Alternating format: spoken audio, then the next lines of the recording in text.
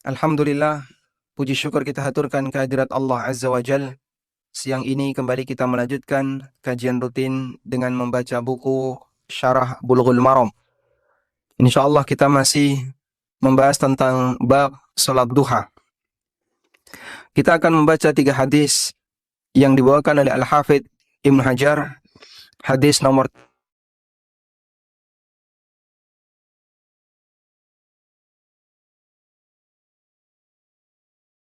391 sampai 393.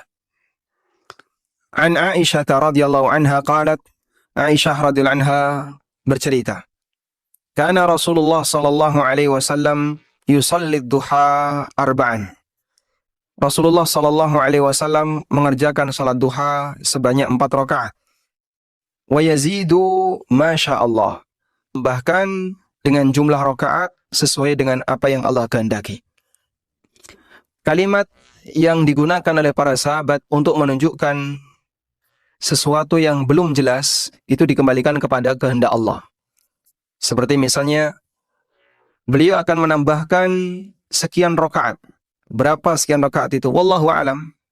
Maka digunakan kalimat wa yazidu masya Allah. Dan beliau tambahkan sesuai dengan apa yang Allah kehendaki. Rawahu Muslim, hadis riwayat Muslim. Selanjutnya hadis berikutnya, walahu, dan juga diriwayatkan oleh Muslim. Anha, dari Aisyah. Annaha su'ilat, beliau pernah ditanya, al-kana Rasulullah sallallahu alaihi wasallam yusalli duha? Apakah Rasulullah sallallahu alaihi wasallam melaksanakan salat duha? Qalat, jawab Aisyah, la, beliau tidak merutinkan duha illa ayyaji'a min maghibihi, kecuali kalau beliau pulang dari safar. Walahu, dan juga diriwayatkan oleh Muslim. Anha, dari Aisyah. Beliau menceritakan, ma ra'aitu Rasulullah sallallahu alaihi wasallam yusalli subhatat duha qattu. Aku tidak pernah melihat Rasulullah SAW melaksanakan salat sunnah duha sama sekali. Wa inni la usabbihuha, dan aku mengerjakan salat sunnah duha. Dan semua hadis di atas diriwayatkan oleh Muslim, namun jika kita perhatikan memberikan kesimpulan yang saling bertentangan. Hadis pertama menunjukkan bahwasanya Nabi SAW rutin salat duha 4 rakaat atau lebih. Hadis yang kedua, Nabi SAW salat di waktu duha jika beliau baru pulang safar. Hadis ketiga, kata Aisyah, Rasulullah SAW sama sekali tidak pernah salat duha. Sehingga ada 3 redaksi yang jika kita simpulkan semuanya berbeda, padahal ketiga redaksi itu semuanya adalah hadis sahih dari sumber yang sama, dari Aisyah. Dan yang kedua, semuanya diriwayatkan oleh Muslim. Nanti kita akan lihat bagaimana pendekatan yang diberikan oleh para ulama dalam memahami hadis semacam ini. Yang pertama, kita akan baca terlebih dahulu beberapa istilah yang disebutkan dalam hadis ini. Yang pertama adalah istilah ad-duha. Istilah ad-duha dari kata ad-dahwah, maknanya adalah panas atau sinar matahari yang menyengat. Disebut sebagai salatud duha karena salat ini dikerjakan pada waktu duha, sehingga dia dinisbahkan terhadap waktunya. Sebagaimana pertemuan sebelumnya, bahwa salat sunnah itu ada yang dikembalikan kepada perbuatan dan ada yang dikembalikan kepada waktu. Ada salat sunnah yang namanya dikembalikan kepada perbuatan, seperti salat rawatib, ba'diyah duhur, qabliyah duhur, qabliyah maghrib, ba'diyah maghrib, dan seterusnya, qabliyah subuh. Sehingga dia diberi nama, dinisbahkan kepada perbuatannya. Termasuk diantaranya adalah ba'diyah tawaf, yang itu waktunya di setiap selesai tawaf, sehingga bisa dilakukan setelah subuh, bisa dilakukan setelah asar, bisa dilakukan malam hari, dan semuanya disebut dengan ba'diyah tawaf. Ada salat yang dia diberi nama berdasarkan waktu, contohnya salat 5 waktu, salat duhur, salat maghrib, salat isya, dan seterusnya, itu diberi nama berdasarkan waktu. Dan contoh yang lain adalah salatul duha. Dia disebut sebagai salatul duha karena dikerjakan di waktu duha. Kemudian di sini ada istilah yang dikatakan oleh Aisyah dengan subhatud duha. Apa yang dimaksud dengan subha? Subha secara makna bahasa artinya adalah dari kata at-tasbih yang artinya menyucikan. Wal muradu huna, dan yang dimaksud di sini salatut tatawwu. Yang dimaksud di sini adalah salat sunnah. Dan orang Arab terkadang menyebut amalan tambahan itu dengan subha. Mereka menyebut amalan tambahan dengan sebutan subha. Fa'amalun nafilah, maka amal-amal nafilah, amal-amal sunnah yang itu bukan faridah diberi nama dengan subha. Lianna tasbihat fil faraid nawafil. Karena tasbih dalam amal wajib itu hukumnya sunnah. Maka amal sunnah disebut dengan subha. Sehingga kalau kita membaca ada hadis yang mengatakan wa inni usabbihuha, dan aku usabbihuha, maksudnya adalah aku mengerjakan salat sunnah ini. Ibnu Umar radhiyallahu anhu pernah melihat waktu beliau safar. Waktu beliau safar, kemudian beliau jamak qashar. Duhur di qashar, kemudian jamak dengan asar di qashar.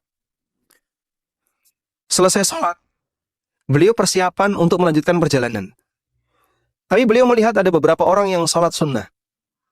Kemudian beliau tanya, apa salat yang mereka kerjakan? Mereka menjawab, ini adalah salat sunnah ba'diyah duhur.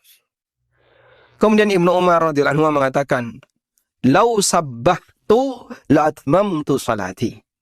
Lau sabbahtu. Maksudnya apa? Andaikan saya mengerjakan salat sunnah, kalau saya salat sunnah, mending saya genapkan salat wajib. Sehingga orang yang safar, salat wajibnya dikosor jadi 2. Salat wajib yang 4 dikosor jadi 2. Maka ngapain kalian malah salat sunnah, sementara salat wajibnya dikurangi? Sehingga Ibnu Umar ketika melihat ada orang yang salat sunnah ba'diyah, beliau mengatakan, lau sabbahtu. Sabbaha yusabbihu, dalam hal ini maknanya adalah, lau sallaitu, andaikan aku salat.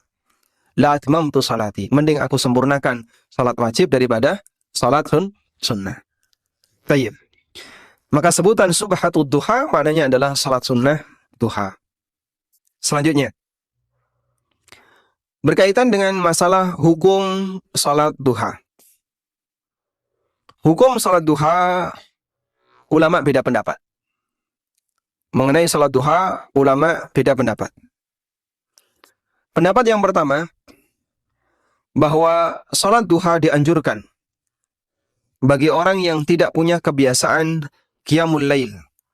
Salat duha dianjurkan bagi orang yang tidak punya rutinitas qiyamul lail. Dan ini merupakan pendapat Ibnu Taimiyah.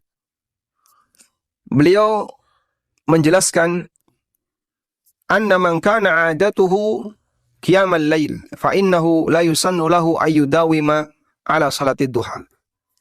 Bagi orang yang punya kebiasaan qiyamul lail, maka dia tidak disyariatkan atau tidak dianjurkan untuk merutinkan salat duha. Wa man lam takun 'adatuhu qiyamul lail, tapi orang yang tidak punya rutinitas qiyamul lail, sunna fi haqqihi ay yusalli ad-duha, maka untuk orang ini dianjurkan salat duha. Ini kesimpulan atau ini pendapat yang pertama. Pendapat yang kedua, salat duha tidak dianjurkan kecuali karena sebab. Salat duha tidak dianjurkan kecuali karena jika ada sebab. Di antara sebabnya adalah yang pertama, qudum minas safar, baru saja pulang dari safar. Sebagaimana kebiasaan Nabi SAW, ketika beliau pulang dari safar, beliau mampir masjid, kemudian beliau salat. Dan umumnya beliau pulang dari safar di waktu duha. Sehingga dianjurkan bagi yang pulang dari safar untuk salat duha. Atau karena dia tidak qiyamul lail, maka dia qadha salat qiyamul lail dengan melaksanakan salat duha di siang hari. Atau ketika dia berhasil menaklukkan negeri non-muslim, maka nanti dianjurkan untuk melakukan salatul fatah, salat karena penaklukan, sebagaimana yang dilakukan oleh Nabi SAW ketika berhasil menaklukkan kota Mekah. Itulah yang dimaksud dengan sholat di waktu duha karena sebab tertentu. Dan ini merupakan pendapat yang pernah disinggung oleh Ibnu Qayyim rahimahullah. Yang ketiga, bahwa sholat duha dianjurkan secara mutlak. Sholat duha dianjurkan secara mutlak. Dan ini merupakan pendapat jumhur ulama. Dan pendapat inilah yang dinilai lebih kuat oleh Asy-Syaukani, termasuk diantaranya adalah Syekh Abdul Aziz bin Baz rahimahumullahul jami'. Dan insyaallah pendapat ini yang lebih mendekati kebenaran. Karena bagian dari dalil bahwa salat duha dianjurkan adalah hadis riwayat Muslim di mana Nabi SAW pernah bersabda, "Yusbihu ala kulli sulama min ahadikum sadaqah." Setiap pagi, dalam setiap ruas tulang yang kalian miliki harus disedekahkan. Sehingga kita bangun tidur dalam kondisi badan sehat, fisik seger, ruas tulangnya nggak ada yang pegel, maka setiap hari itu wajib kita bersedekah untuk semua ruas tulang yang sehat-sehat ini. Jumlahnya berapa? 360 ruas tulang. Andaikan satu ruas tulang disedekahi 1000, berarti sehari keluar berapa? 360.000. Masya Allah. Dan kita sangat yakin ya, sedekah 360.000 sehari, tekor. Gajinya berapa? 360.000, berarti kurang lebih dia punya gaji sekitar 10 juta. Itu untuk sedekah saja setiap hari.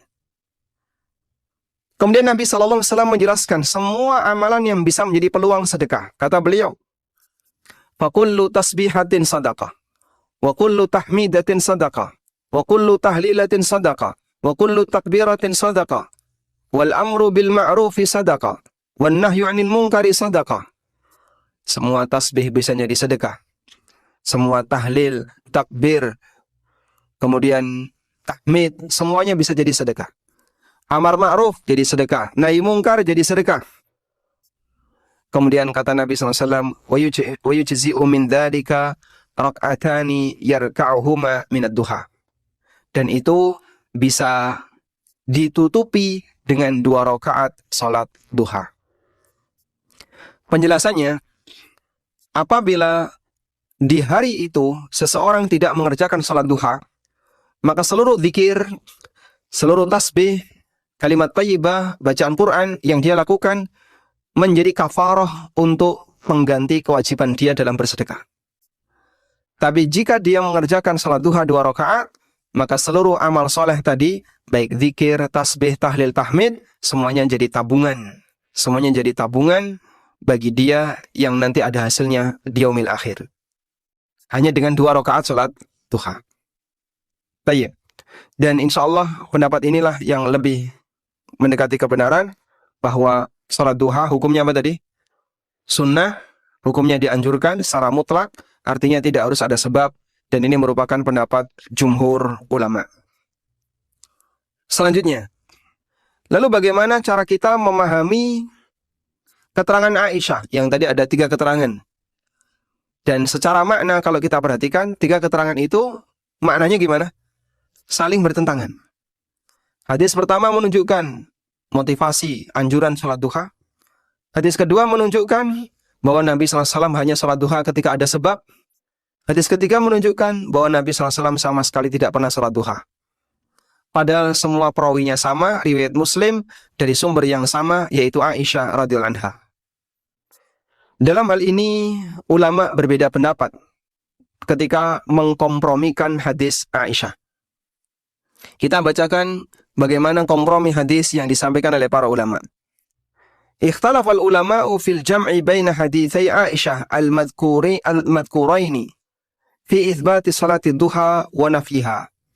Ulama beda pendapat dalam mengkompromikan hadis Aisyah. Yang satu menyebutkan Nabi SAW rajin salat duha, yang satu menyebutkan Rasulullah SAW tidak pernah salat duha. Faminhum man salaka maslakat tarjih. Sebagian di antara ulama ada yang lebih memilih metode tarjih. Sehingga mereka merojihkan dari dua hadis ini mana yang kira-kira mendekati kebenaran.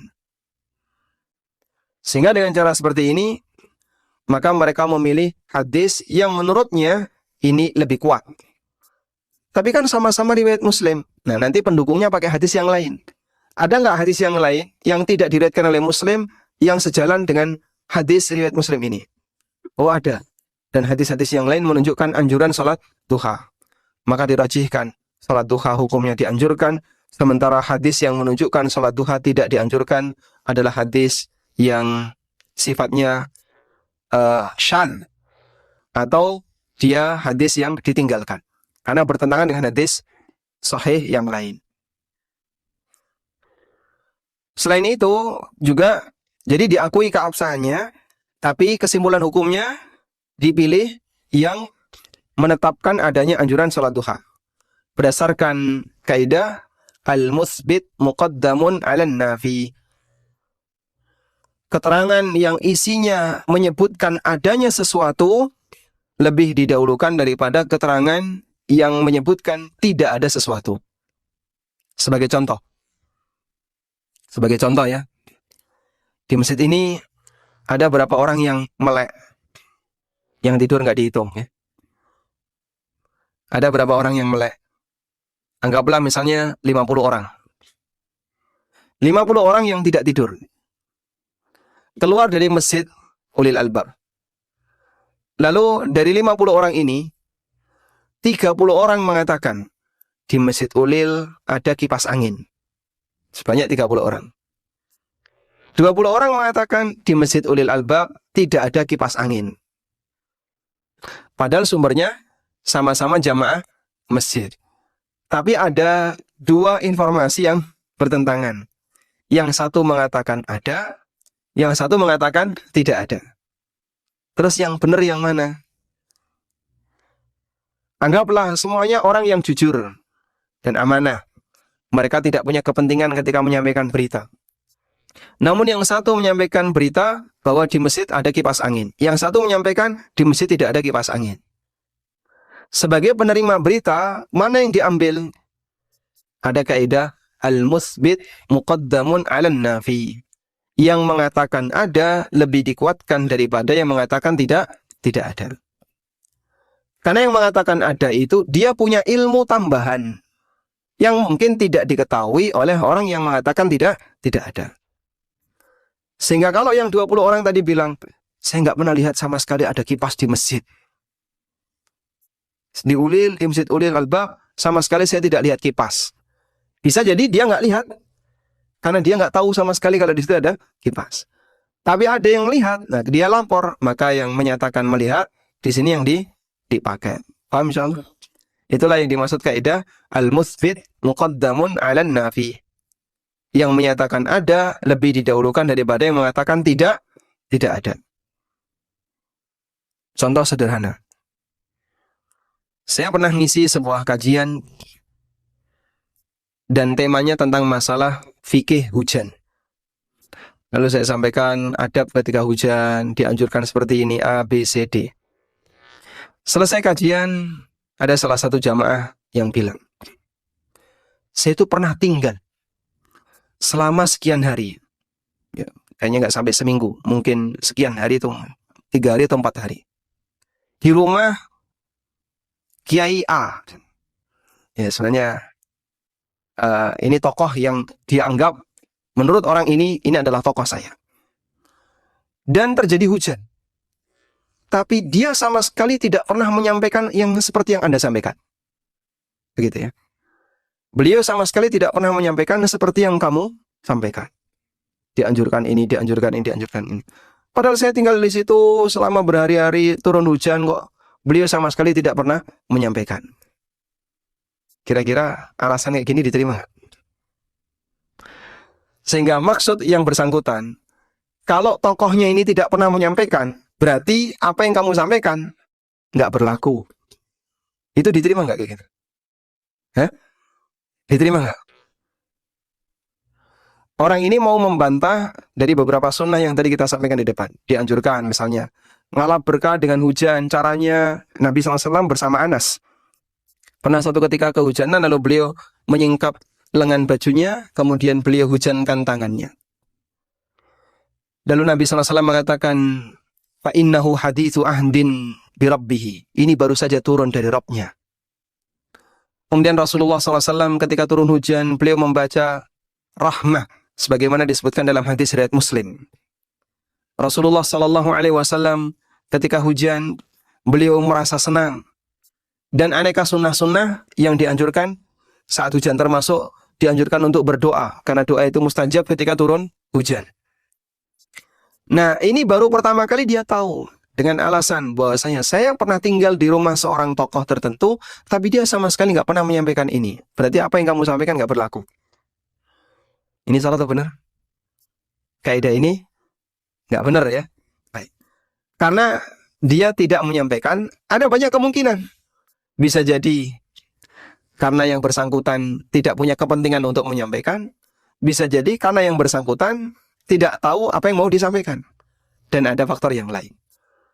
Sehingga ketika ada informasi yang sifatnya berita tambahan, sementara ada informasi yang sifatnya berita peniadaan, maka yang didahulukan yang mana? Yang ada pernyataan tambahan atau ada informasi tambahan. Oh, baru tahu saya kalau di situ ada. Itu didahulukan. Itulah yang dimaksud kaidah al-mutsbit muqaddamun 'alan nafi. Bahwa berita yang mengatakan ada lebih didahulukan daripada yang mengatakan tidak ada. Baik, ini pendekatan yang pertama. Pendekatan yang kedua, bahwa Rasulullah Sallallahu Alaihi Wasallam terkadang tidak merutinkan amal tertentu karena dikhawatirkan Allah akan menurunkan wahyu sehingga menjadikan amal itu jadi wajib. Sebagaimana yang pernah dikatakan oleh Aisyah radhiyallahu anha, beliau mengatakan, "Wa in kana la yad'ul amala wa huwa yuhibbu ay ya'mala bihi." Terkadang Nabi SAW meninggalkan satu amal tertentu, padahal beliau ingin untuk melaksanakannya. Khasyata ay ya'mala bihin nas, karena beliau khawatir nanti dirutinkan oleh masyarakat, fayufradu alaihim, kemudian diwajibkan kepada mereka. Dan sepanjang Nabi SAW masih hidup, memungkinkan untuk turun wahyu. Dan ketika memungkinkan untuk turun wahyu, maka mungkin terjadi perubahan hukum. Dari yang awalnya sunnah jadi wajib. Dari yang awalnya tidak ada jadi ada. Sangat memungkinkan. Maka di posisi inilah Rasulullah SAW sampai terkadang meninggalkan amal tertentu, khawatir apa? Turun wahyu yang mewajibkan. Sehingga kita bawa pernyataan Aisyah, di mana Aisyah pernah menyebutkan, aku tidak pernah melihat Nabi SAW mengerjakan sholat duha. Kita bawa Nabi SAW tidak merutinkan, kita bawa kepada pemahaman Rasulullah SAW tidak merutinkan pelaksanaan sholat duha. Wallahu a'lam. Dari situ bisa kita kompromikan bahwa pernyataan Aisyah Rasulullah SAW sholat duha dan pernyataan Aisyah Nabi SAW tidak sholat duha, maksudnya adalah sholat duha itu dianjurkan, hanya saja Nabi SAW tidak merutinkannya dengan alasan apa? Khawatir diwajibkan. Itulah bentuk kasih sayang Nabi SAW sama kita. Itulah bentuk kasih sayang Rasulullah SAW kepada umatnya. Beliau itu ingin syariat yang Allah berikan kepada hamba, yang Allah berikan kepada umat beliau, posisinya syariat yang ringan, tidak memberatkan. Makanya Nabi SAW pernah mengatakan, ya, orang yang paling besar kezalimannya kepada orang lain adalah orang yang tanya satu kasus tertentu, padahal itu tidak pernah ada keterangannya, lalu gara-gara pertanyaannya akhirnya diwajibkan. Itu disebut oleh Nabi SAW sebagai orang yang zalim kepada yang lain. Gara-gara kamu ini jadi wajib. Sebagai contoh ya, Rasulullah SAW di hadapan para sahabat, beliau menyampaikan, Ya ayuhan nas, innallaha faradu alaikumul hajjah fahajju. Wahai masyarakat, Allah wajibkan kepada kalian untuk haji, maka laksanakanlah haji. Tiba-tiba ada orang yang tanya, "Afi kulli amin ya Rasulullah?" Apakah harus tiap tahun ya Rasulullah? Nabi SAW diam. Diulangi lagi, apakah harus tiap tahun ya Rasulullah? Beliau tetap diam. Sahabat ini semakin keras pertanyaannya. Afi kulli amin ya Rasulullah? Apakah harus tiap tahun ya Rasulullah? Lalu dengan nada beliau menunjukkan marah, beliau mengatakan, "Lau qultu na'am lawajabat wala mastata'tum." Andaikan tadi saya mengucapkan satu kata, ya, maka akan wajib setiap tahun dan mustahil kalian tidak akan mampu dan mustahil kalian mampu untuk melaksanakannya. Kalian nggak bakalan sanggup. Dan gara-gara itulah Bani Israel jadi mendapatkan aturan yang berat. Kokean takon. Saya kasih tugas ya. Para jamaah sekalian, tolong pertemuan berikutnya Anda tulis satu ayat Al-Quran. Ya. Terus ada yang tanya, "Pak, ayatnya panjang atau pendek?" Baik, kalau begitu ayat yang panjang. Panjang minimal berapa baris, Pak? Kalau begitu minimal 5 baris. Andai kan tadi ketika dia dapat tugas pertama, dia langsung tulis. Baik, saya tulis misalnya summa nadhar, itu kan satu ayat, atau Yasin kan satu ayat. Selesai. Tapi karena dia tanya, ditambahi sing dawa. Terus karena dia tanya berapa baris minimal, baik ayat yang minimal 5 baris. Jadi makin panjang. Pertanyaan ini memberatkan tugas dari seseorang. Sehingga dengan sebab itu, maka terkadang orang mendapatkan beban tambahan disebabkan karena pertanyaannya. Lalu Nabi SAW mengatakan, "Dharuni ma amartukum." Biarkan apa yang aku perintahkan kepada kalian. Jangan ditanya-tanya. Fa inna ahlaka man kana qablakum kathratu masailihim. Karena orang di masa silam mereka itu binasa. Binasa yang dimaksud adalah tersesat. Banyak pelanggaran. Disebabkan karena mereka banyak bertanya. Sehingga rajin bertanya itu belum tentu apa? Belum tentu bermanfaat. Bisa jadi justru memberikan madarat. Pak, tapi ini kan berlaku di masa zaman wahyu masih turun. Betul. Setelah wahyu tidak lagi turun, maka bertanya berkaitan dengan masalah ilmu dengan detail. Dan itu dibutuhkan. Silahkan. Menjadi hal yang disyariatkan. Wallahu ta'ala alam. Baik. Sehingga di sini berkaitan dengan hadis Aisyah radhiyallahu anha, ada beberapa pendekatan kompromi yang diberikan oleh para ulama.